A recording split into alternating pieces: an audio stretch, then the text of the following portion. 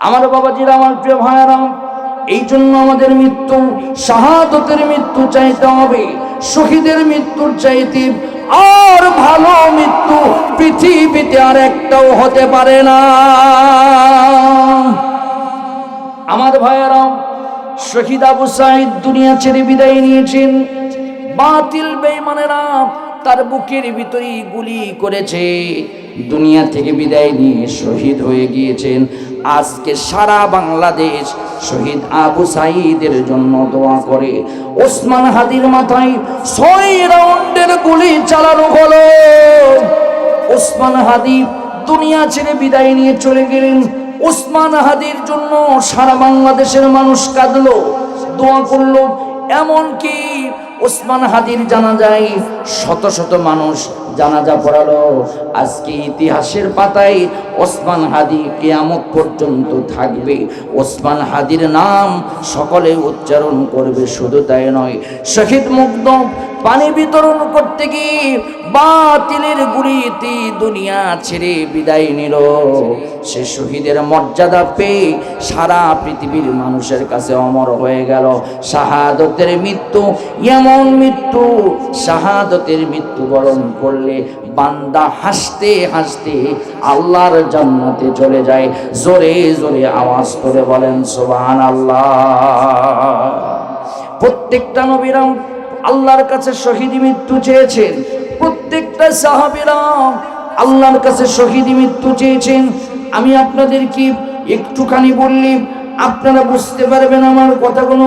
শাহাদতের মৃত্যুর মর্যাদা কি? শাহাদতের মৃত্যুর প্রথম নম্বর মর্যাদা হলো শহীদদের রক্ত জমিনে পড়ার আগে আল্লাহ তার জীবনের গুনাহ মাফ করে দেন। শহীদরা শুধু তাই নয়, শহীদদের মৃত্যুর কোনো যন্ত্রণা হয় না। একটা পিঁপড়া যেমন কামড় দিলে ব্যথা লাগে, আমার নবী বলেছেন একজন শহীদ যখন মৃত্যুবরণ করে এর চাইতেও কম যন্ত্রণায় তার জানটা বের করে নেওয়া হয়। শহীদরা বিনা হিসাবে আল্লাহর জান্নাতে চলে যাবে। শহীদরা কিয়ামতের ময়দানে রক্তাক্ত অবস্থায় আল্লাহর কাছে উঠবে। শহীদদের জীবন আর মৃত্যুর, জীবন আর জান্নাতের মাঝখানের সিঁড়ির নাম হলো শাহাদত। যদি শাহাদত বরণ করার সাথে সাথে একজন শহীদ আল্লাহর জান্নাতে চলে যাবে। আমার বাবাজিরা, আমার প্রিয় ভাইয়েরা, আমার হযরতে ওমর শহীদ হয়েছেন, আল্লাহ দোয়া কবুল করেছেন। হযরতে উসমান কোরআন শরীফ পড়তে পড়তে হযরতে উসমানকে দুনিয়া থেকে বিদায় নিয়ে করে দিয়েছে। এমনকি কোরআনের পাতার ভিতরে ওসমানের রক্ত টপ টপ করে পড়েছে। আমার ভাইয়েরা, আমার প্রিয় বন্ধুগণ, শুধু তাই নয়, এই দুনিয়া থেকে শহীদ হয়ে শত সাহাবী চলে গিয়েছেন। আমার ভাইয়েরা, উহুদের ময়দানে 70 জন সাহাবী শহীদ হয়ে দুনিয়া ছেড়ে বিদায় নিয়েছেন। আর শাহাদতের মৃত্যু হলো আল্লাহর কাছে সবচাইতে প্রিয়।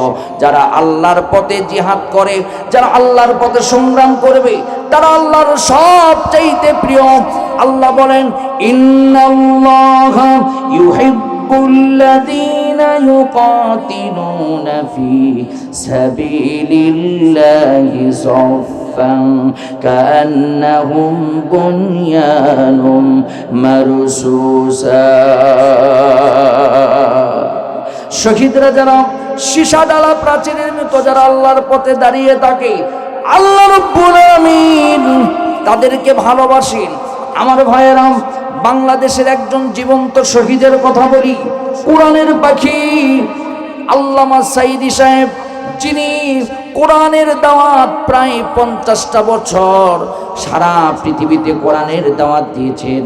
আল্লামা সাঈদীকে মিথ্যা অপবাদ দিয়ে দীর্ঘ প্রায় 13টা বছর বন্দী করে আল্লামা সাঈদীকে বিষ প্রয়োগ করে জালেমরা দুনিয়া থেকে বিদায় করে দিয়েছে। ইনজেকশন প্রয়োগ করে আল্লামা সাঈদীকে শহীদ করে দিয়েছে। আল্লামা সাঈদী প্রত্যেক দিন যেখানেই তাফসীর মাহফিলে যেতেন, আল্লামা সাঈদী সেখানে দোয়া করতেন, হায় আল্লাহ, জীবনে যা চাই না কেন তুমি আমার শহীদি মৃত্যু দিও। জোরে বলেন সুবহানাল্লাহ। আরো জোরে বলেন সুবহানাল্লাহ। আল্লামা সাঈদী শহীদ হয়ে গিয়েছেন।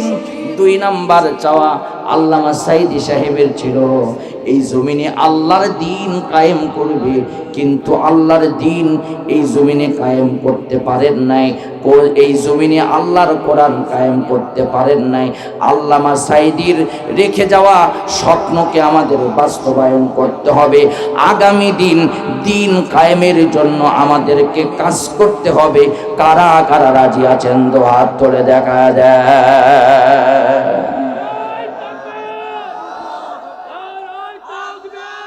একজন শহীদের কথা আপনাদেরকে বলি। কেমন শাহাদতের তামান্না সাহাবীদের ছিল, আর আমাদের কেমন তামান্না থাকতে হবে। আর শহীদ হলে আমরা কি লাভ করব, এই বিষয়টাই বোঝানোর জন্য বলছি। একজন শহীদের নাম হলো আব্দুল্লাহ। তার মনে মনে তামান্না ছিল সে শহীদ হয়ে দুনিয়া ছেড়ে বিদায় নিবি। ভালো মৃত্যুর 2 নাম্বার উপায় হলো শাহাদতের মৃত্যু। আমার ভাইয়েরা, 3 নাম্বার উপায় হলো ভালো মৃত্যুর ঋণ মুক্ত হয়ে দুনিয়া ছেড়ে বিদায় নেওয়া। যারা বলেন সুবহানাল্লাহ। কিন্তু আজকাল দেখবেন ঋণ মুক্ত না হয়ে আমরা দুনিয়া থেকে বিদায় নেই, এমনকি ঋণ খেলাপ করি, এমনকি মানুষের টাকা মাইরা খায়া ওই দোকানের সামনে পর্যন্ত যায় না, তারপরেও আমরা দুনিয়া ছেড়ে বিদায় নেই। নবী বলেছেন ঋণের বোঝা তোমরা মাথায় নিয়ে কবরে এসো না। আল্লাহর নবী বলেন ঋণ নিয়ে তোমরা কবরে গেলে তোমাদের আমল থেকে ঋণের বোঝা কেটে কেটে তোমাদের আমল কেটে ঋণের বোঝা তোমাদের পরিশোধ করা হবে। বিশ্বনবী যখন মৃত্যুবরণ করেছেন সেই মুহূর্তে, মৃত্যুর পূর্ব মুহূর্তে রাসূলের মাথা অত্যন্ত ব্যথা, আল্লাহর নবী উঠতে পারেন না, শরীরে প্রচন্ড জ্বর, জামাতে হাজির হতে পারেন না। তারপরেও বিশ্বনবী তার মসজিদে গিয়া ভাষণ দিলেন। ভাষণের ভিতরে বললেন দুনিয়া ছেড়ে হয়তো বা বিদায় নিব, আর কখনো এইভাবে তোমরা আমাকে পাবে না, কিন্তু শোনো ওয়ালাল আখিরাতু খায়রুল লাকা মিনাল উলা, আমি এই দুনিয়াতে দুনিয়ার চাইতে আখিরাতকে প্রাধান্য দেই। তোমরা যদি আমার কাছে কেউ কিছু পাও, তোমরা আমার কাছে চাও, আমি ঋণ পরিশোধ করে মরতে চাই। আর আমি যদি কারো সাথে কোনো অন্যায় করি, এই মুহূর্তে তোমরা আমাকে বলো, আমি অন্যায়ের প্রতিশোধ গ্রহণ করে আমাকে কবরে যাওয়ার সুযোগ দান করো।